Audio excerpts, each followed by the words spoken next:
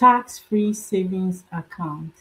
Tax-free savings account. This information is actually not for everybody. So if you have an understanding about tax-free savings accounts, congratulations. But someone sent me a message today and it breaks my heart. I have to explain what tax-free savings account is. So who should listen to this? You live in Canada, you have a savings account, but you don't have a tax-free savings account. Or you have RRSP, registered retirement savings account, and you don't have TFSA, tax-free savings account. How does this affect you?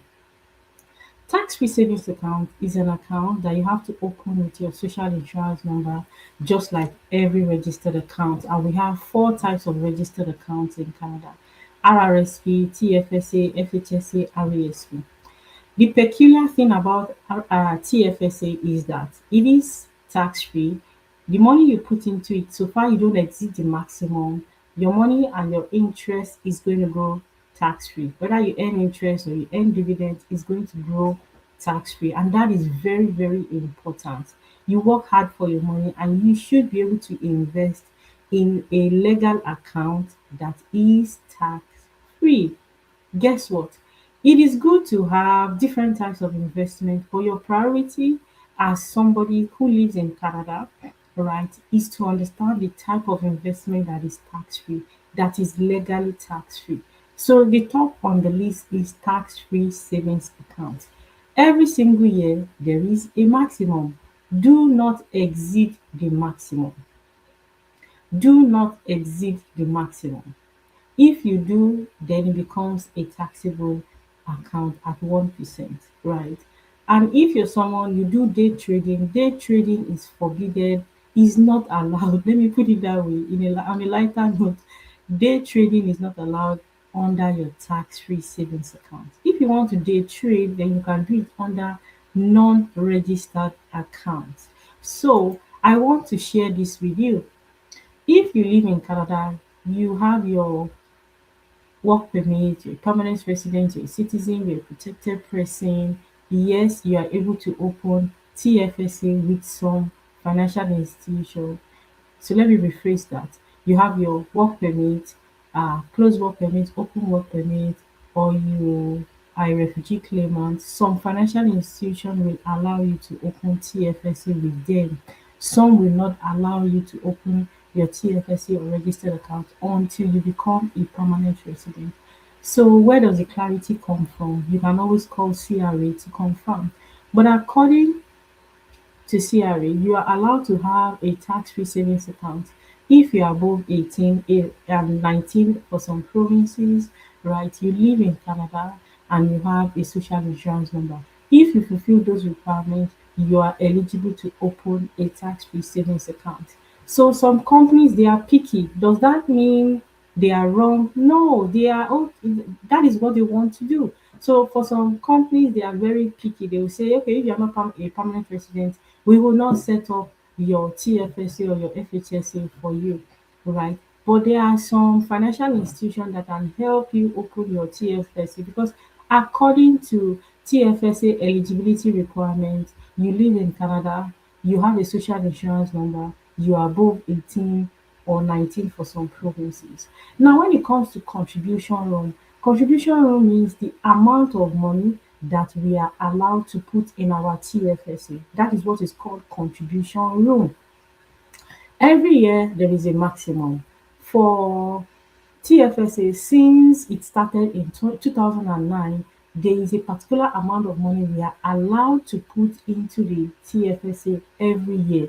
If you exceed that maximum, then it becomes taxable.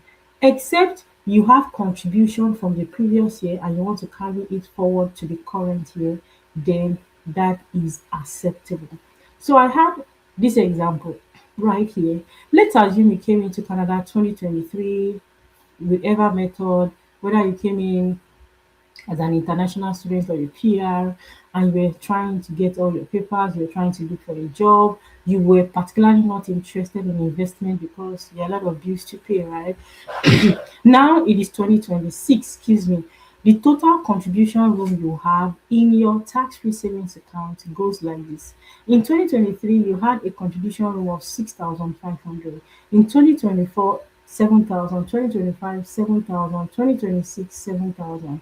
So in total, you have 27,500. That is the total amount of money that you are able to put into your TFSA because you arrived in Canada 2023. Does that mean you must put in 27,500? No, you can start with what you can afford. $50, $100 every week, bi-weekly, monthly, whatever. Lump sum, 27,500. Fantastic. Now, tax-free savings account is an account that we are allowed to invest. So when you dump in money into your TFSA, you are supposed to invest it. And there are so many different investment options. We have GIC, we have high interest savings accounts, we have stocks, bonds, ETF, we have segregated funds, we have mutual funds. So it all depends on the information you are exposed to in terms of where you get your advice and excuse me, the financial institution that you use. That would also determine the type of investment that you are exposed to.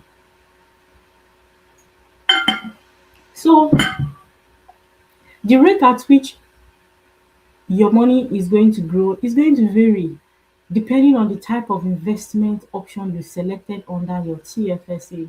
It could be 10%, 4%, 2%, -1, -2. So the type of investment you select for your tax-free savings account will determine if it is going to grow or if it is going to be if it's going to be sleeping or is actually going to multiply. So you have to take note. The type of investment excuse me, that you are able to select is going to be determined by the type of financial institution that you use to set up your tax-free savings account. Now, in Canada, there are several types of financial institutions. Yes, there are several options. So do not get confused. Excuse me. Excuse me. There are several types of financial institutions in Canada, right? The most popular one, we all know the most popular one, but banks are not the only type of financial institution in Canada, right? So if you want to be exposed to the different types of financial institution and the rates or the different types of investment options that they offer, I am able to educate you regarding the different types of financial institutions, the interest rates they offer, the different types of investment options that they offer. Right. So you can reach out, you can book in the link in my bio or send me a DM. It is very important for you to know these things. So, like I said, if you have RRSP and you don't have TFSA, take note the money in your RRSP is very good. The money goes tax free. You might also get excuse me, tax refund when you use it to file your taxes, which is a wonderful experience, right? But you should know that apart from buying a house or for continuous education, the money in your RRSP is for your retirement. So you are not able to take out money for emergency as you wish. So if you want to have an investment account that you can access at any time, no restriction, no nothing, no questions asked, then tax-free savings account is an option for you. If you want to grow your money tax-free, you want to have access to it at any time, you also want to invest, then tax-free savings account is the option for you. Now, this is a funny example, but I'll say it anyway. We have Coca-Cola that has sugar, and we have Coca-Cola that is sugar-free. So when you hear the word tax-free savings account, it simply means there is a savings account that is taxable. Yes, that is what it means. If you have heard about tax-free savings account, it simply means there is a savings account that is tax-free, right? So if you want to invest tax-free savings account is an option for you. But I am here to let you know that there are some savings account that are taxable. The interest you earn in such savings accounts are subject to taxes. So I hope you have learned something today. Reach out if you want to set up your registered investment, your registered account, your RRSP, TFSA, FHSA, RESP, and it will be my pleasure to educate you about the different options. My name is Yemisi Legushen. I'm a licensed financial security advisor. I am a self-employed financial security advisor, and so that's why I'm able to work with different financial institutions at the same time. So the information I offer to you is not restricted to just one financial institution. So I hope you learned something today. Thank you. Have a good day.